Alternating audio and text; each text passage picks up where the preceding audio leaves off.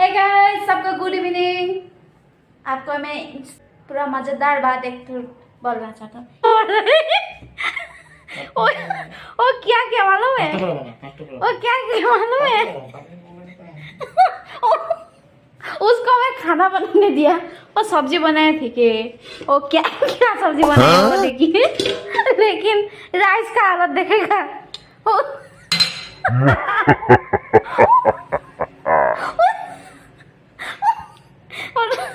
और राइस पूरा कच्चा हो गया, और प्लस ओ इधर वासर नहीं है। ये राइस क्या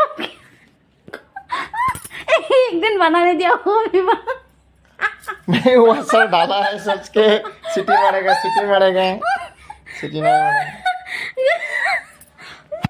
अभी यार फिर से बनाना पड़ेगा।